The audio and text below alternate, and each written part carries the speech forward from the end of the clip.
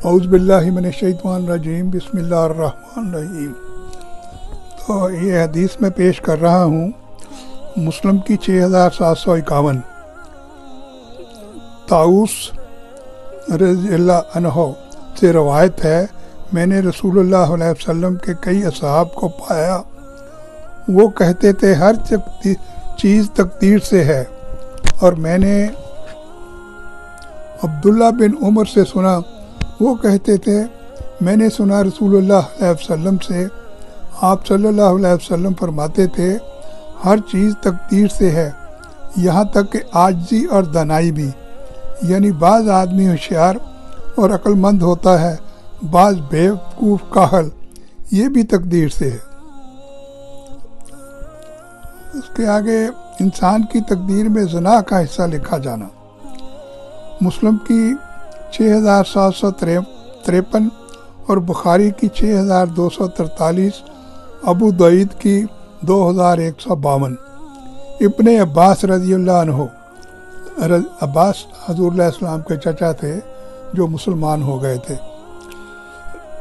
یہ سے ہے یہ جو اللہ تعالیٰ نے فرمایا جو لوگ بچتے ہیں بڑے بڑے گناہوں سے اور لہم میں گرفتار ہو جاتے ہیں تو اللہ تعالیٰ بخشنے والا ہے۔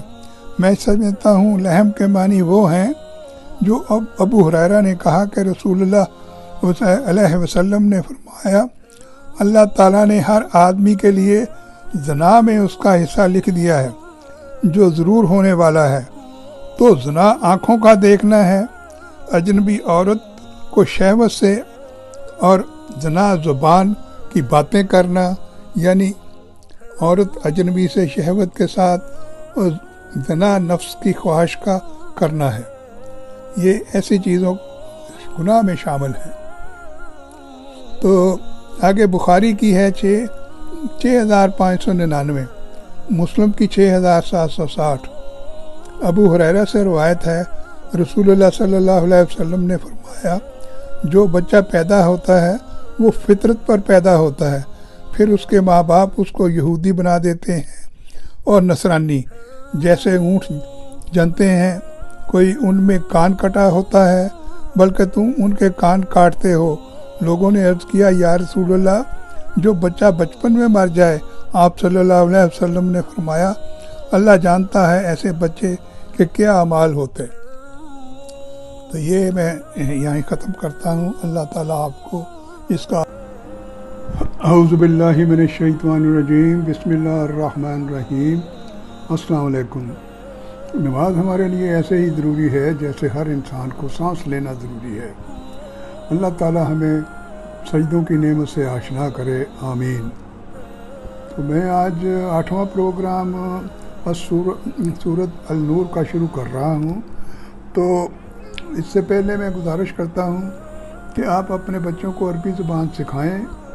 جو معلم اور ماں باپ اپنے بچے کو عربی زبان سکھائیں گے، قرآن پاک پڑھائیں گے، تو قیامت کے دن اللہ سبحانہ تعالیٰ جنت میں ان کو سونے کا تاج پہنائیں گے۔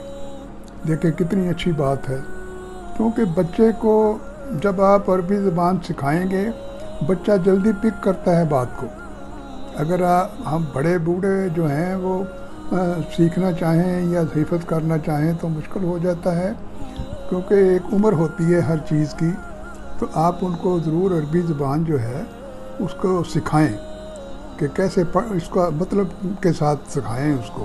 یہ قرآن پاک جیسے ہم پڑھتے ہیں وہ تو اردو زبان عربی میں ہے، ہمیں عربی زبان میں ہی پڑھنا چاہیے، کیونکہ حضور علیہ السلام پر وہ نازل ہی عربی زبان میں ہوا ہے، تو ہم نے عربی زبان میں ہی پڑھنا ہے، لیکن ہمیں پتہ چلنا چاہیے کہ ہم کیا پڑھ رہے ہیں۔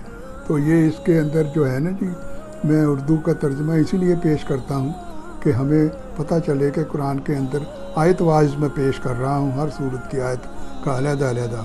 تو میں اپنے پروگرام میں پہلے ایک حدیث جو ہے نا جی وہ پیش کرتا ہوں، کیونکہ حدیث جو احادیث ہیں ان سے بہت سا سبق ملتا ہے ہمیں۔ یہ تو میں آج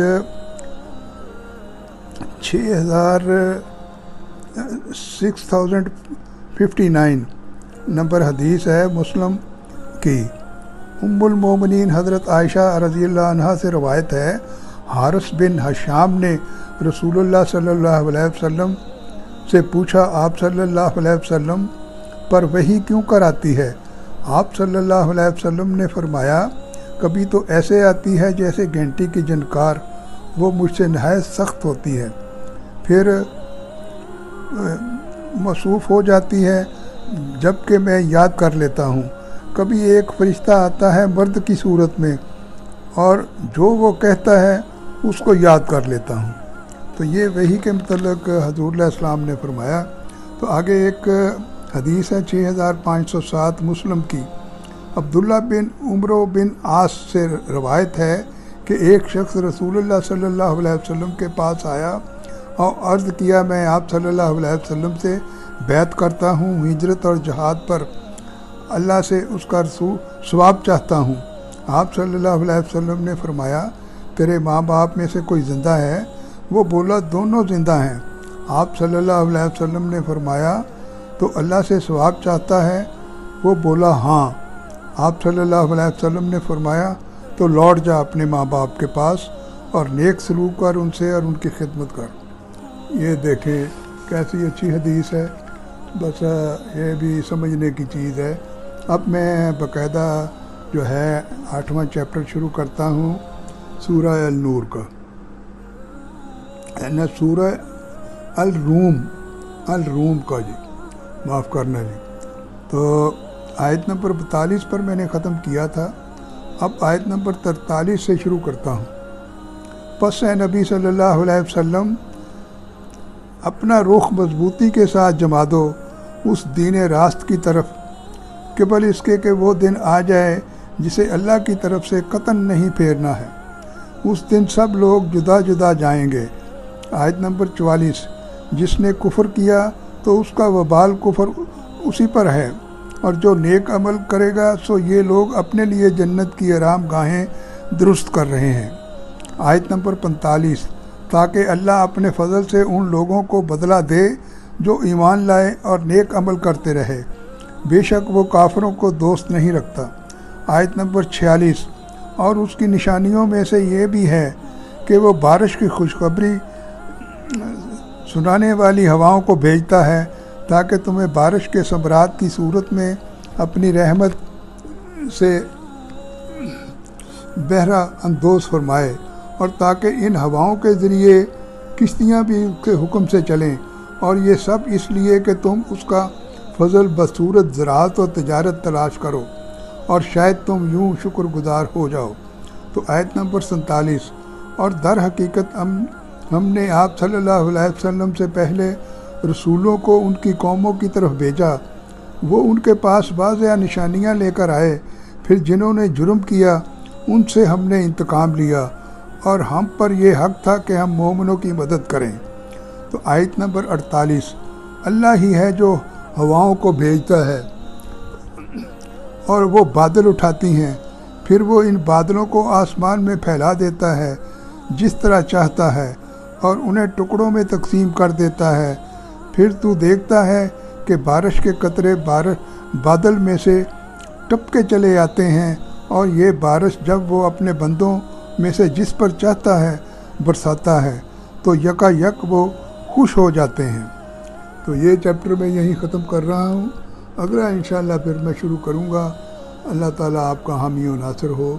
آپ اس کو سنیں، شیئر کریں، سبسکرائب کریں اور گھنٹی کا بٹن دبائیں۔ اللہ حافظ۔